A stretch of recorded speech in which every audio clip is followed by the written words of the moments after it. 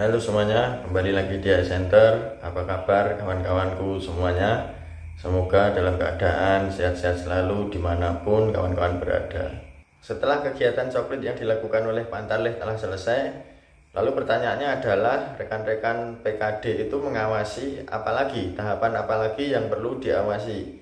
Sudah selesaikah pekerjaan PKD pada tahapan DPT Pemilu 2024? Ikuti pembahasannya pada video berikut ini.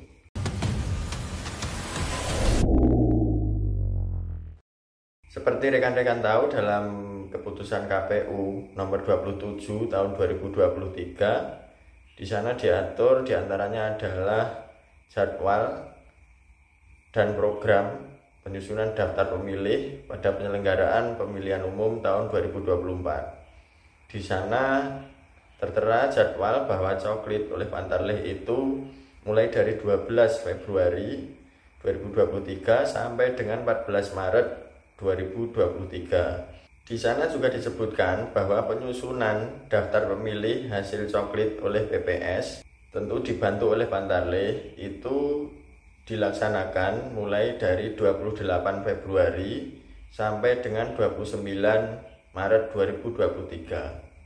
Kemudian dilanjutkan dengan rekapitulasi DPS atau daftar pemilih sementara.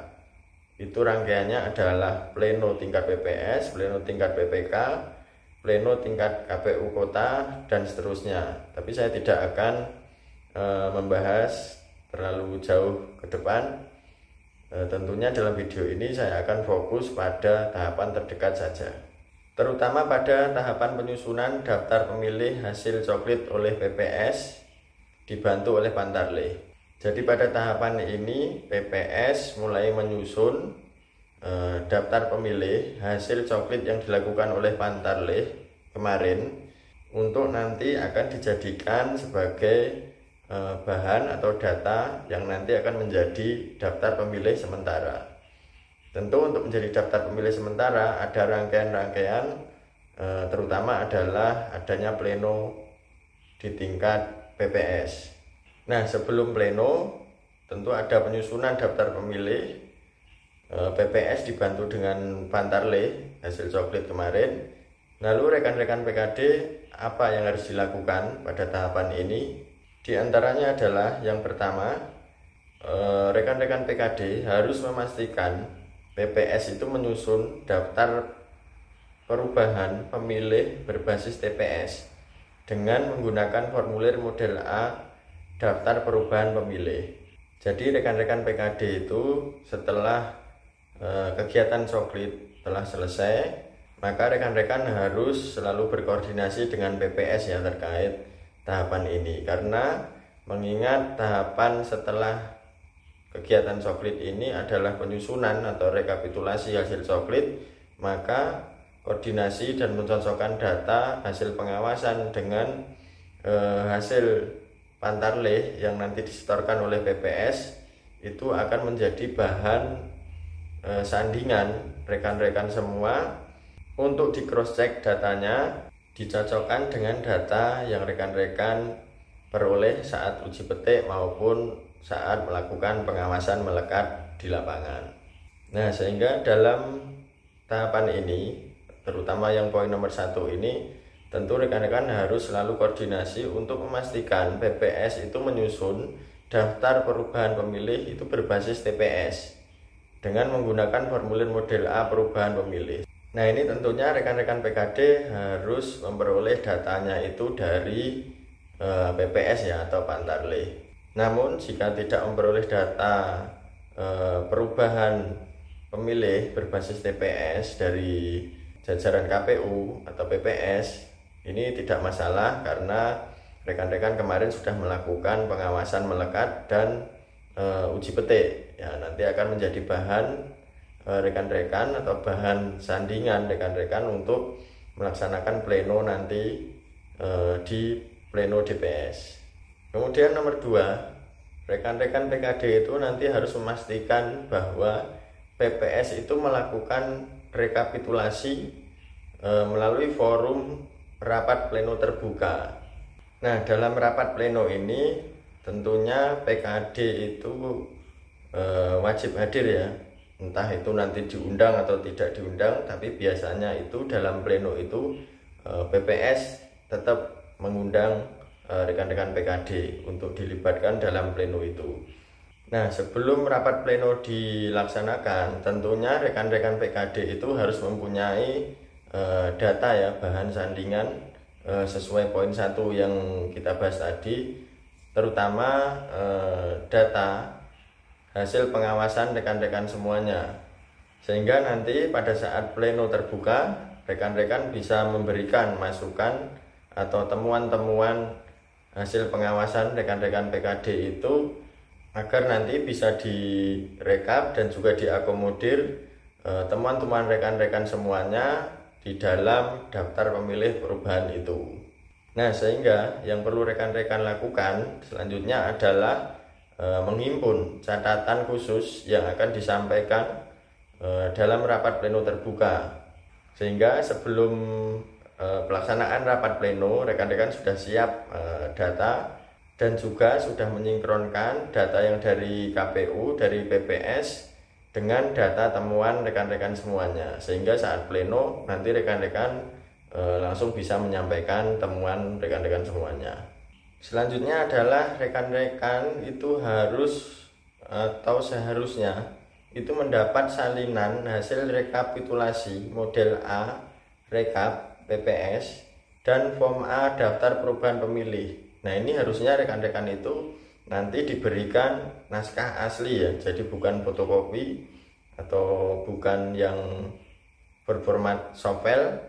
Tentu rekan-rekan PKD itu seharusnya itu diberikan naskah asli atau dengan tanda tangan basah yang asli, jadi bukan softfile ataupun fotokopi. Nah, ini perlu rekan-rekan mendapatkan itu. Kemudian setelah itu selanjutnya yang perlu rekan-rekan lakukan adalah memastikan PPS itu menyampaikan hasil rekapitulasi itu kepada PPK ya.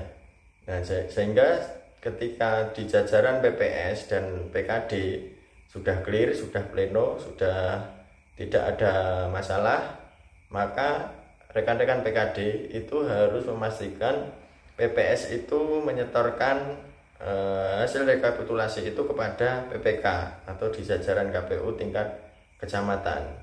Ini tentunya untuk diproses secara berjenjang daftar pemilih itu. Kemudian terakhir yang perlu rekan-rekan perhatikan yaitu harus menuangkan hasil pengawasan ke dalam formulir model A hasil pengawasan.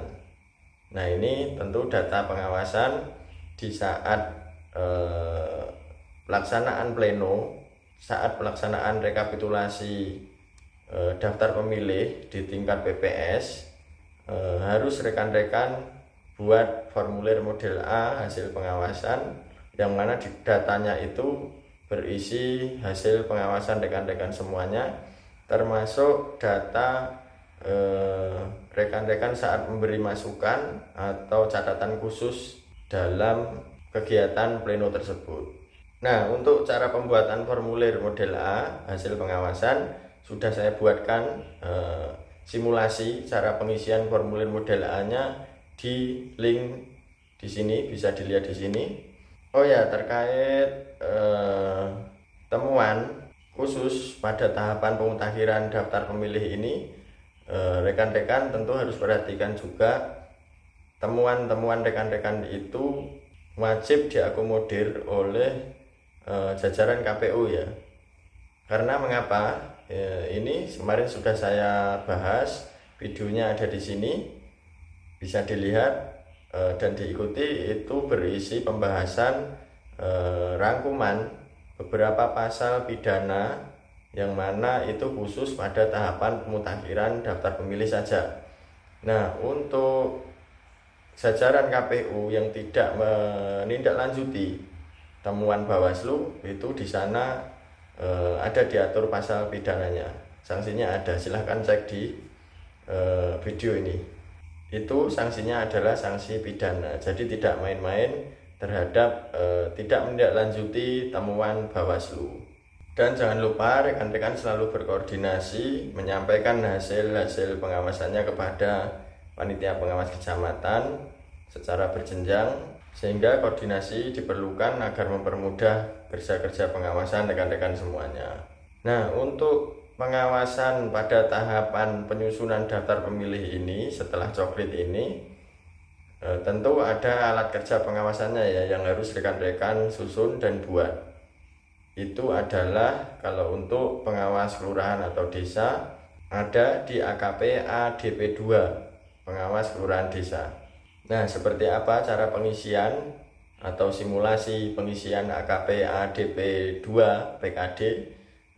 Apakah perlu dibuat video sendiri? Nanti rekan-rekan bisa berikan komentar di bawah atau bisa berdiskusi di bawah supaya rekan-rekan yang lain bisa terbantu atau saling membantu bila ada kesulitan-kesulitan tersendiri. Kira-kira itu, terima kasih sudah mengikuti video ini. Semoga bermanfaat, tetap semangat, salam awas.